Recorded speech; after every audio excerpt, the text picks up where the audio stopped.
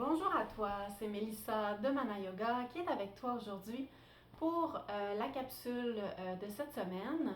Donc aujourd'hui, j'avais envie en fait de vous présenter la posture du bâton.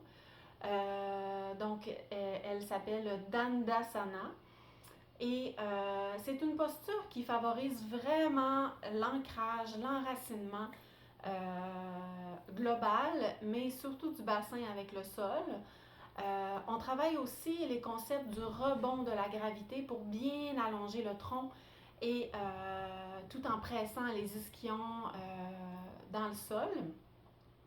Et puis, bien sûr, on vient favoriser un étirement optimal de l'arrière des jambes pour vraiment amener davantage de souplesse dans l'arrière des jambes et dégager les tensions qui s'y trouvent.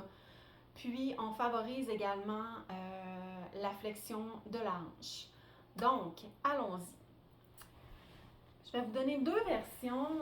Une version avec courroie. Si vous n'avez pas de courroie, donc je vous invite à utiliser soit une grande serviette ou une ceinture que vous avez à la maison. Donc, on va commencer avec la version sans courroie. Alors, sur votre tapis, je vous invite à vous asseoir, le dos droit. Ce qu'on veut ici, c'est ressentir que notre bassin est au centre. Comment faire? Donc, on a deux os en dessous des muscles fessiers, donc qui sont pointus. On les appelle les ischions.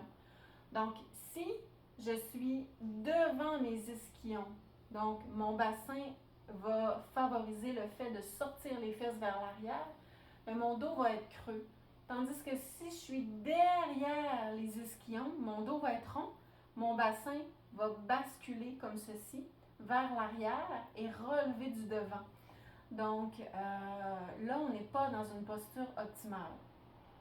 Donc pour avoir le bassin et le dos droit, le bassin au neutre et le dos droit, on s'assure d'être assis sur nos ischions. Si jamais ça ne fonctionne pas, il est toujours possible d'ajouter, parce que pour certaines personnes, ça peut être difficile de garder le dos droit dans cette posture. Donc, d'ajouter une couverture, mais vraiment une mince épaisseur sous les ischions afin de surélever un petit peu le bassin et de conserver le contact avec les jambes, donc des jambes avec le sol.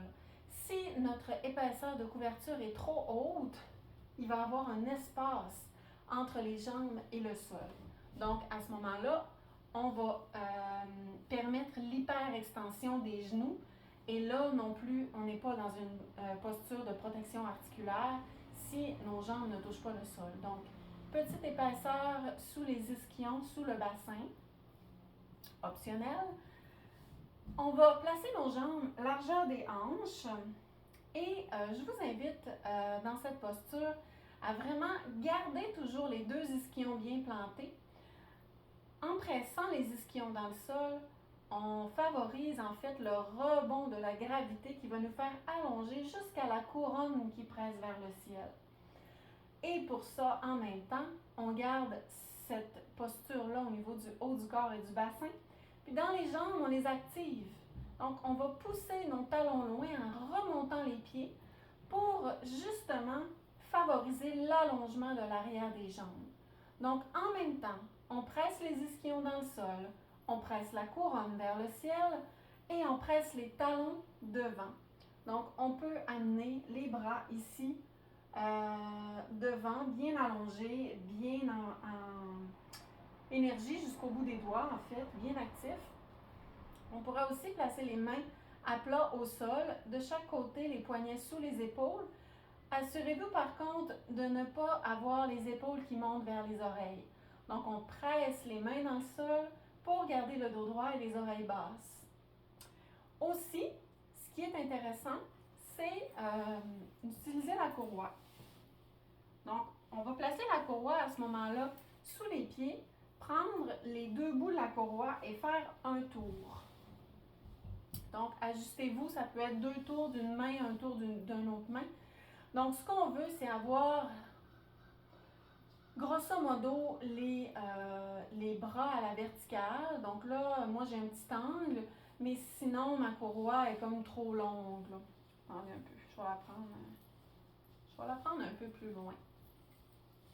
Donc, si je la prends un peu plus loin, donc mes bras sont à peu près à la verticale. Et comme ça, mes épaules sont relaxes. Donc, je fais une traction légère avec mes coudes vers l'arrière. Donc, comme ça, on vient créer une tension en dessous des pieds. Puis, nos pieds doivent redonner vers la ceinture ou vers la courroie cette tension, cette même tension pour équilibrer tout ça. Donc, si je tire légèrement sur mes courroies, je dois pousser légèrement dans mes pieds. Donc, ce qui m'amène aussi à travailler mon maintien du tronc et à faciliter justement de garder le bassin bien au neutre, les ischions plantés au sol. Quand on est dans cette posture, je vous invite à faire quelques respirations. On peut même détendre le ventre, mais on garde les jambes actives, les orteils, les pieds relevés. Les bras sont actifs. Le tronc, il y a de l'énergie dans le tronc est droit, la couronne presse vers le ciel et les ischions dans le sol. Donc on peut détendre le ventre, prendre quelques respirations, on inspire par le nez, on expire par le nez.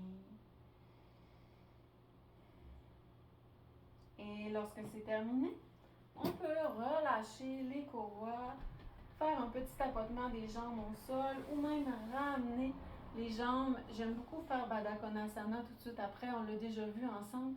Donc on ramène les pieds l'un vers l'autre pour juste relaxer un peu les jambes en balançant les genoux, les jambes, les cuisses et les jambes pour relaxer toutes les jambes. Alors voilà, donc c'est ce qui complète cette capsule sur la posture Dandasana. J'espère que ça va vous aider dans votre pratique. Et si tu as aimé la vidéo, je t'invite à cliquer j'aime et à la partager parce que plus de gens partagent mes vidéos, plus l'énergie circule et le savoir se transmet. Alors, merci beaucoup. Namasté.